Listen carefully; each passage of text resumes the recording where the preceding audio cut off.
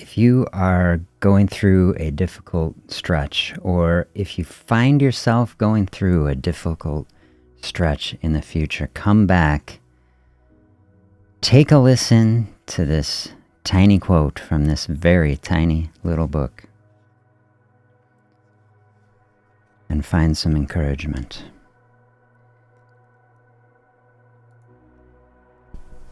The lotus flower blooms most beautifully from the deepest and the thickest mud. Sometimes some very profound, deep things come small little place. So I'm going to dive in on this thinking today. Here I've got a picture of a lotus flower. So I was reading through this little quote yesterday. I was thinking, I don't know too much about a lotus flower. Got to read about it. They are present throughout Asia and Australia. And they are revered for their beauty, used commonly in landscaping. And they are edible, all parts edible, roots, stems, leaves, seeds, flowers. Delicacy. This is a prominent symbol in both Buddhism and Hinduism, representing purity, beauty, and spiritual awakening. That's the symbolism. At least in some cultures, some parts of the world, I say let's use it. I love the connection between awakening, a difficult season, struggling through. We're trying to find some optimism. We're looking toward the light. Say, we got some feet stuck in the mud, just like the roots of the lotus flower. And this is what we are going to look to do in our life. Digging deep into that actually nutrient-rich mud that is going to inspire the growth of this beautiful flower. That's the future that we are looking toward, even in the midst of difficulty. The trouble is we can't always see it right in the moment. Maybe that seed is just germinating and it's down in the mud. It's like, what kind of existence have I landed in? Is the seed thinking.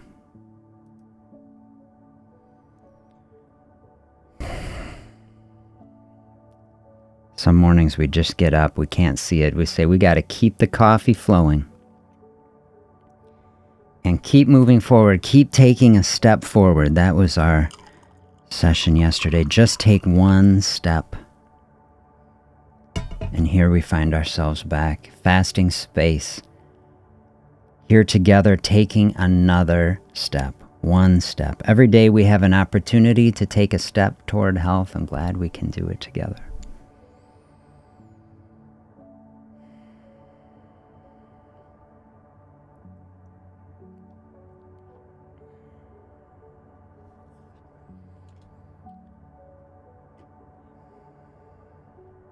Mud is something that we don't like to walk through. I did a lot of hiking this summer. I'm thinking about a muddy trail. A few times we were hiking in the rain, get to a muddy patch, and it's like, oh man, a couple places there was so much rain. Even it was like a river, like the trail was like a river, a little stream. It's like we're walking up a stream. You almost want to start heading off the path. It'd be easier almost to walk straight through the woods. Maybe I did it a couple times. Maybe that's where I ran into a nasty bug that hurt me. I don't know.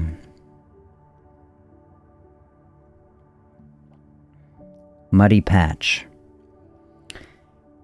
In the middle of it, it feels like I don't know if I can even go on. Right? It's like, what is the point of this? What is happening? This can cause us to really...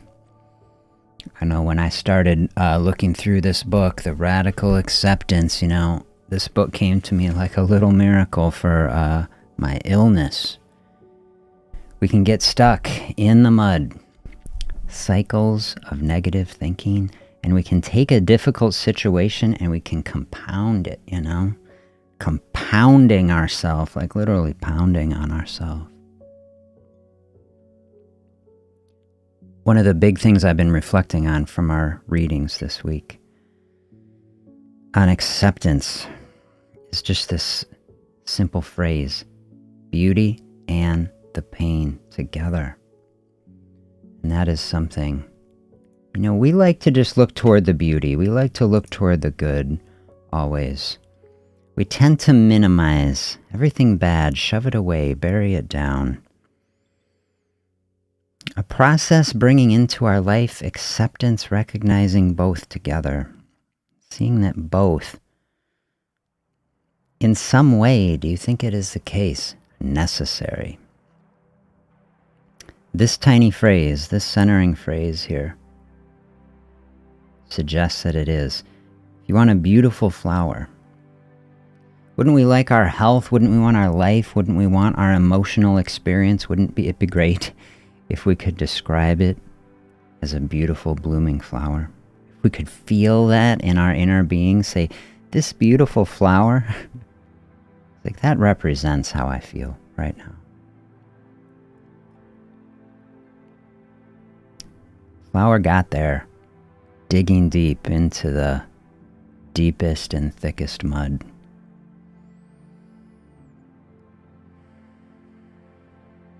Can you think of times in your life where that's been true? Have you gone through a season that was very difficult, very discouraging, maybe where you thought about giving up on something, but you made it through, and you found something good and beautiful on the other side? Maybe we're back in a place like that now, but when you're in the middle of the muddy path, it can feel overwhelming. It can feel like we forget that that's the case. Here's just a tiny little sentence to help us hang on to that. I always like things like that, It's like an abstract thought out there. Oh, lotus flower, beautiful. Love the idea, but then it can be fleeting, just like the flower itself, fleeting. Take a little quote like this, memorize it, keep it in the top of the mind, so that when a difficult section hits, right? When we are from something simple, maybe we call a minor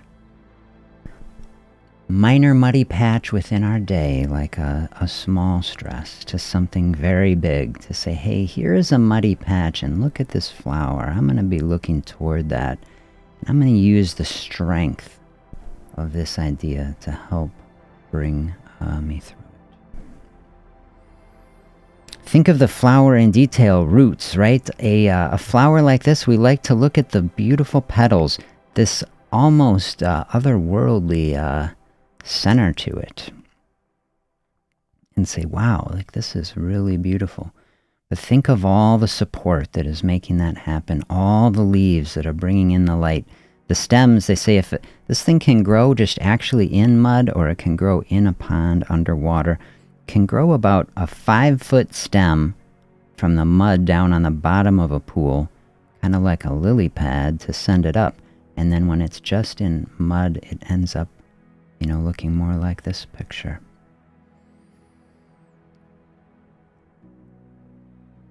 This sentence is showing us, okay, it's growing out of the mud. How is it doing?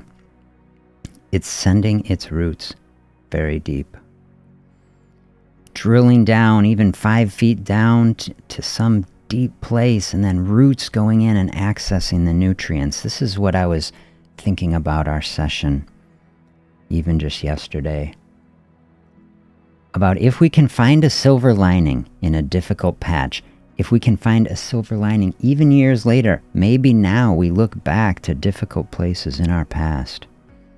Things that in the past we say were anchors for us. They're like weighing us down, like keeping our sailboat from beautifully sailing across the ocean. Now we're starting to pull up those anchors a little bit because we can see the silver lining in it. And we can say, despite the terrible thing that happened, or despite the season of disillusionment, or whatever it was, did that help me reach down into somewhere deeper in the core of our being? Have you felt in a space like that? I'm reflecting on it now. I've experienced a lot of anxiety over this last time, a lot of discouraging thoughts. When you have something like that, doesn't it feel way in here? Can't you almost just feel like you can feel it physically in there?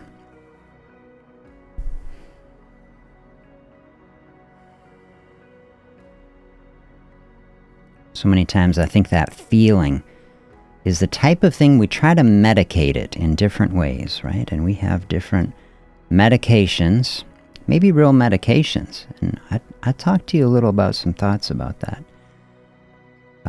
But medications, I'm talking about like scrolling on the phone, scrolling through the cupboard, right? Things like this. It's like tiny comforts, right? Tiny distractions from this sort of thing. Feeling in here the anxiety, the discouragement. Are these the type of things, root level sorts of things that are keeping us from feeling at peace, keeping us from feeling a flow in a space? I feel like it is. Can the roots of this lotus flower, can it be encouraging us? Sense some beauty like this flower. Dig deep down into that space. Bring compassion and kindness and comfort to it.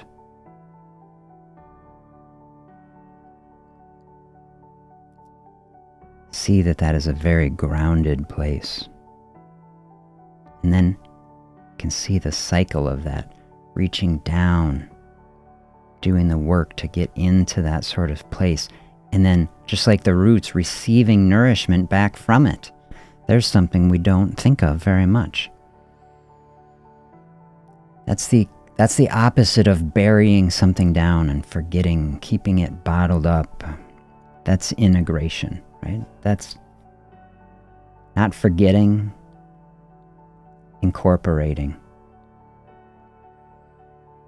Gaining strength from it. I'm just thinking of like a cycle like composting, right? Like things that are the refuse, things that we got. Say, this isn't what we wanted. We wanted the banana but not the peel, and it goes in the pile, and it goes through this process, enriching and releasing, and you come back a season later and all of a sudden it's helping the tomatoes grow, you know? We have like a composting process, the things that have happened to us. We say, we discard that. We're putting that in a pile and burying it. But then does it go through its own process? Can it come back around even years and seasons later and give us nourishment in our being and a source of strength like the lotus flower is doing, sending the roots so far down? Can that process, like the symbolism that we see in other cultures, right? I'm happy anybody coming through. I'm no Buddhist or Hindu scholar, okay? I read one little internet article that suggested that this flower represents awakening and renewal. Someone come share a deeper perspective for us. But doesn't it feel like that? Can't we even just see from this simplistic understanding of it that digging down into the mud and using the nutrients of this to bring some beauty into the world, isn't this the cycle that we are trying to have in our life? Remember we said the other day, we wish life was linear. We want A to B. We say, I want the scale to go from here to here, and I want like everything to go. But isn't life more like cycles? And aren't we trying to zoom out a bit so we can just get these cycles to be trending in the right direction and help us to flow through these periods, the ups and downs, the waves, that our boat is sailing over as we're navigating the ocean that is our life and experience. Trying to smooth them out a bit, gaining the perspective that helps us to see it, a little metacognitive. I know what is happening here. On the space in between the waves, and then we can feel the crest coming.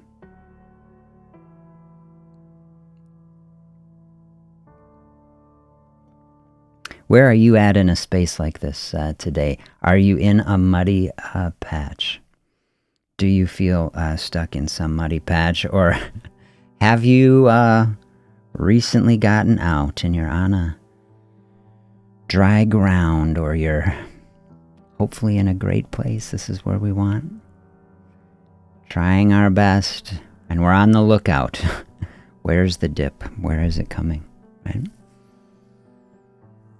Maybe even from a place like that, if we're in a grounded, solid place, we say, hey, I've navigated a bunch of muddy patches. Lotus flowers are blooming now.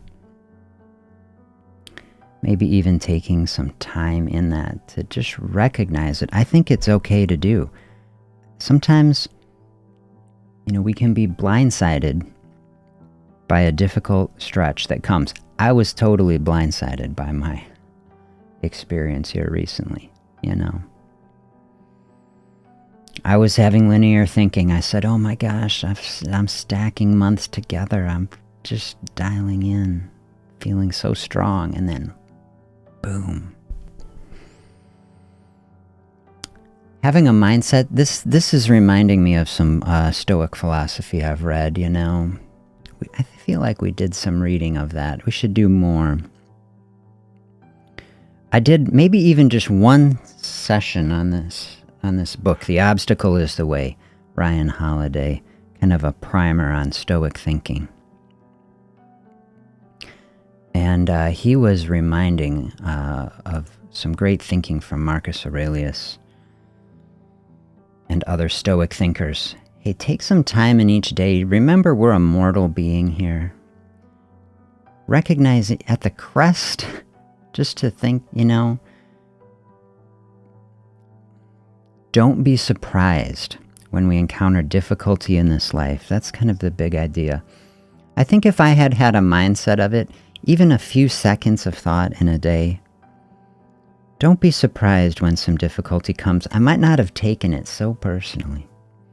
I might not have felt so discouraged. It's something I'm reflecting on.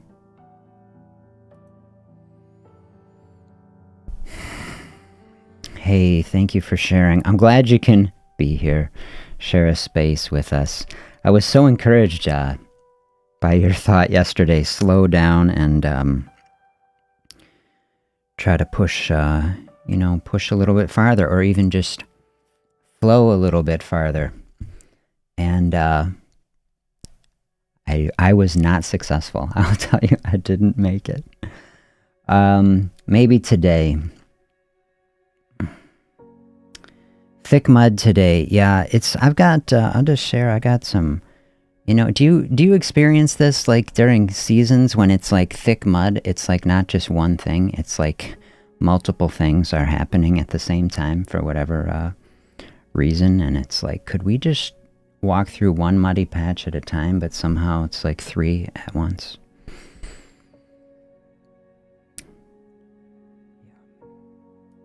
My longtime friend and neighbor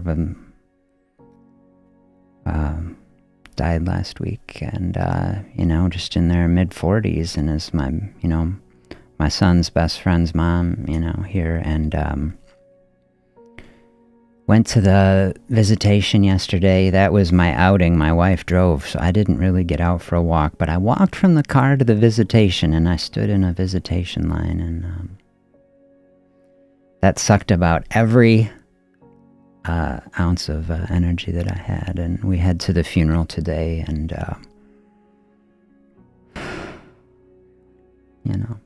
just terrible, So this is a big muddy patch for our neighborhood, our community here, and our family, their family, and it would be hard if I didn't feel badly, but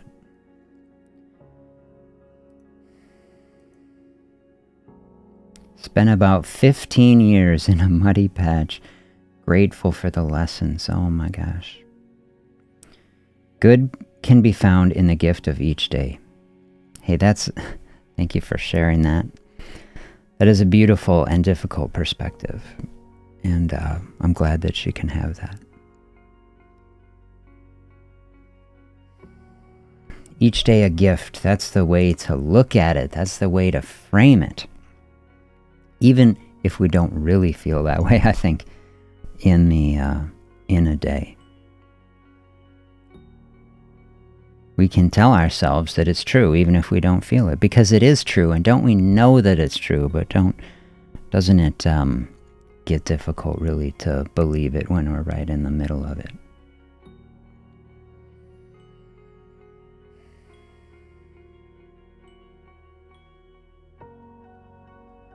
Finding gratitude, there's a way to move through it, to be on the other side of a big patch, and to look back from that definitely can be a source of strength and encouragement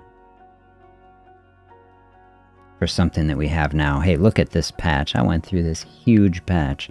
Look at the lessons. Look at the strength from it. To find gratitude even for that is definitely something that we can bring into this moment and the difficulty that we face in each day.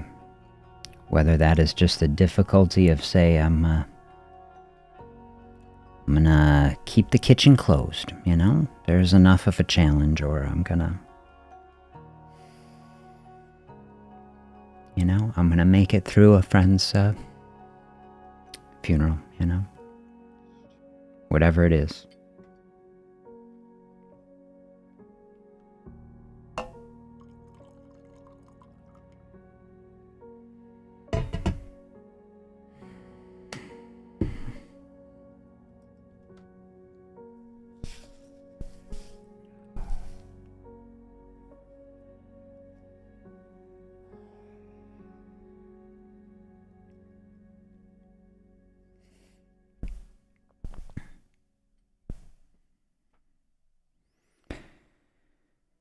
I was talking earlier in the summer, I've started writing a few different talks. One of the talks on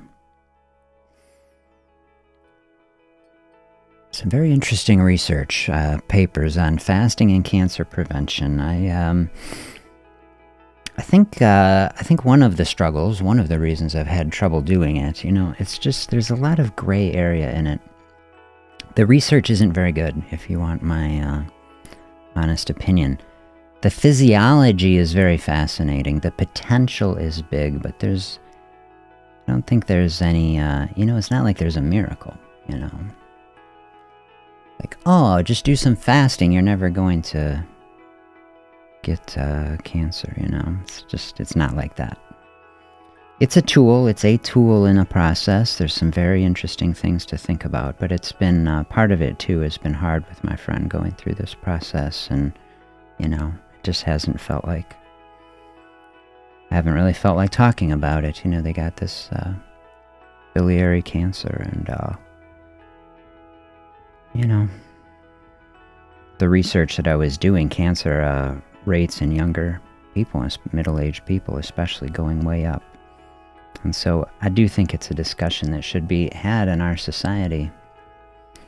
Here's a muddy patch, so many people going through so many terrible muddy patches of cancer and terrible things like this in our society, and just the stretch, like if we zoom out a little bit bigger, We're in a muddy patch here just in health and, metabolic health, and the metabolism so tied into everything in our being. A cancer is a metabolic process as much as diabetes is, and,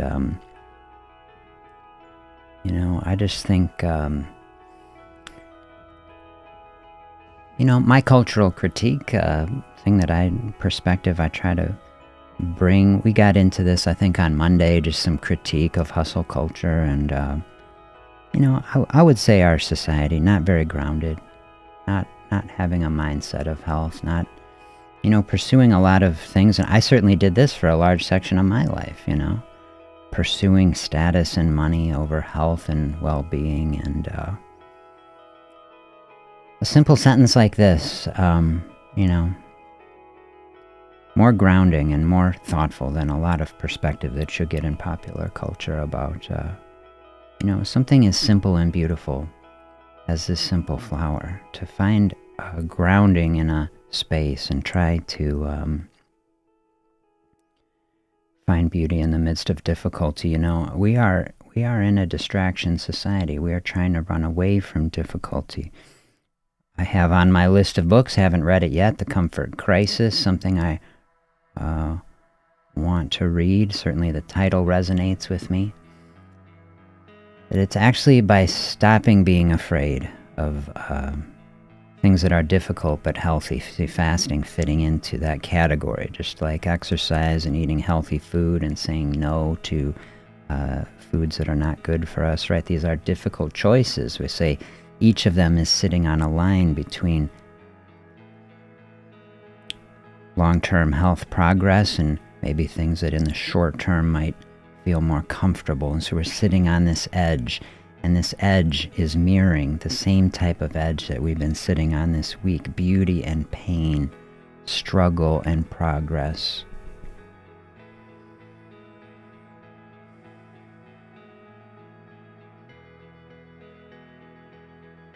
So many things either actually selling or just selling the idea. Like, we don't need to sit in a place like that. We're beyond that. We have technology now, and we have science, and all this is true, and I have such a great respect for science and medicine, and but medicine and health is much more than that. We are a mind and a body, and we are a spirit somehow in there, however it works. And I definitely think we have been stuck in a cycle in medicine of reductionism and materialism, and that we have reduced the whole human experience to just a collection of inanimate molecules that are bouncing around, and therefore every problem can be solved through some scientific or analytical process. And I certainly don't think that that idea is serving us very well.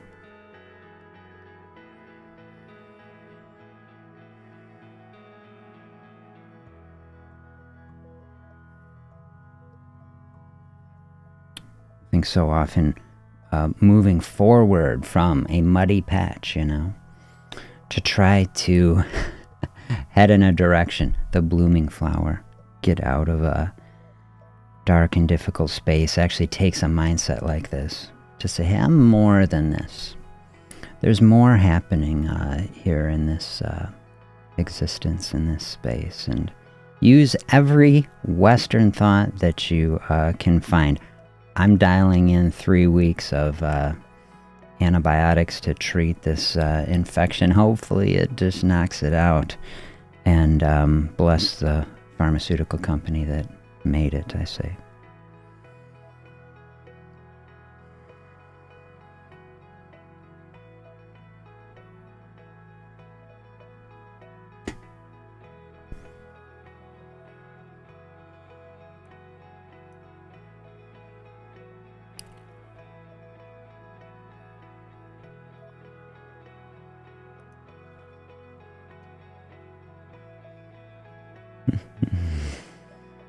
Here I wrote a note. I said,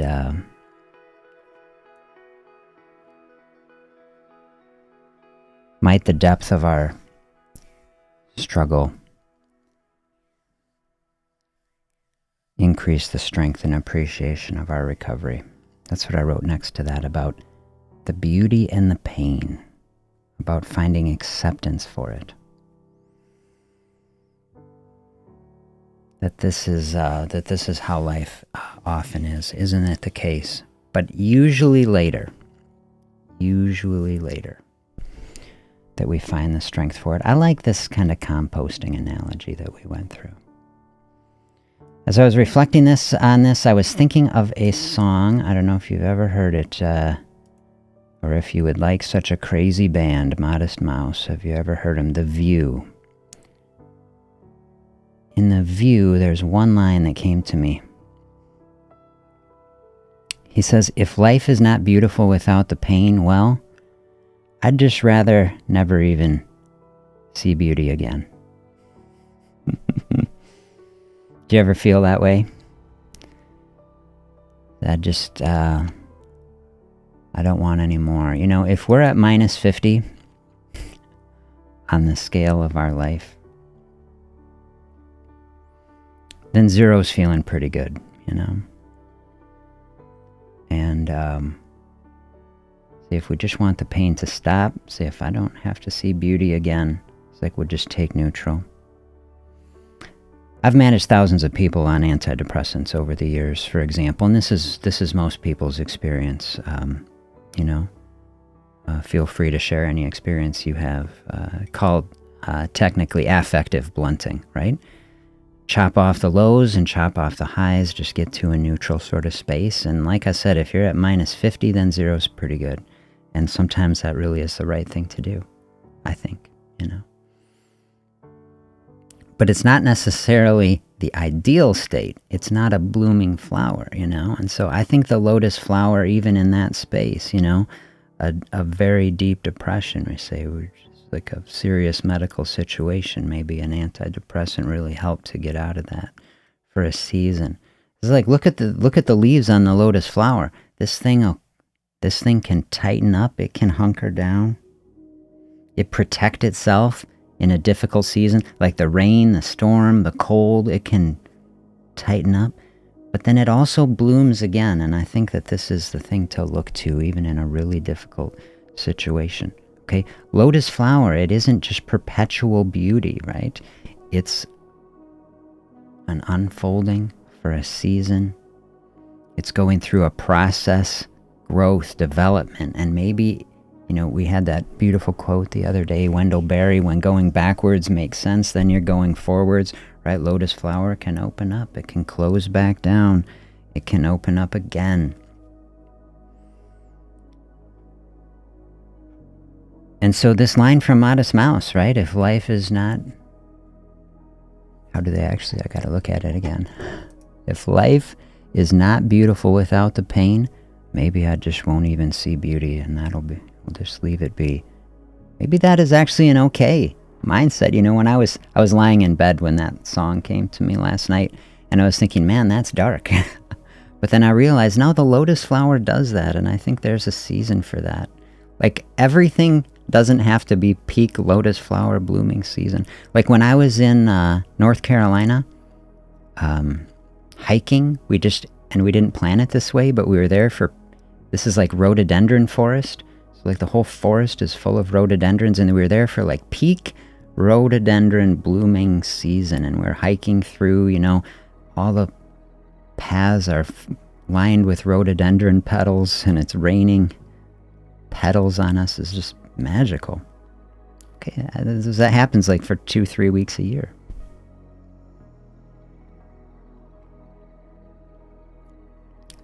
I extra like the lyrics of this song now that I think now I'm always going to think of a lotus flower when I listen to this song, and I think of that. I'm going to think even something very beautiful, we can close it down for a little bit, and then we can have some more optimism from it about the future, you know. I think we have this idea from culture that we should be like permanent plateau, you know. It's like, how are you? Good. Isn't that what you say? Anybody asks you, how are you doing? Oh, good. Oh, okay. Good. You know, you're checking out at the store. How you doing? Good. You know, it's like, have you ever done it? A couple times, you know, I've been in an especially bad mood, and some poor kid at the checkout is like, oh, how are you doing? I'm just like terrible, you know, just terrible. They're like, I mean, people like don't know how to handle that, you know. It's not the socially appropriate thing to say, even if it's true. Like, that's kind of interesting to reflect on, right? Not so interested in true things. We're just interested in navigating the social situation without it being too awkward. Yeah, I should have. I don't know if I think maybe I shared some pictures from my North Carolina. I might have put one picture in there of a petal-lined trail. It's really beautiful. There's one, I didn't really get a photo of it, but I think it must have been on,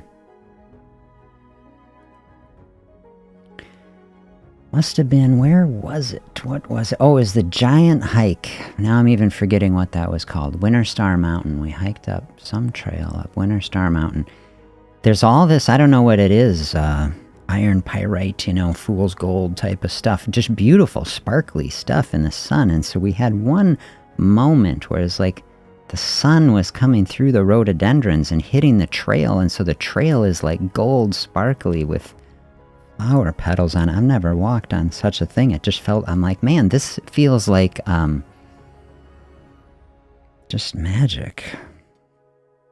Like some animated movie where like the king is returning and the forest is coming alive and it's just like rolling out the red carpet. I felt like this is like really something.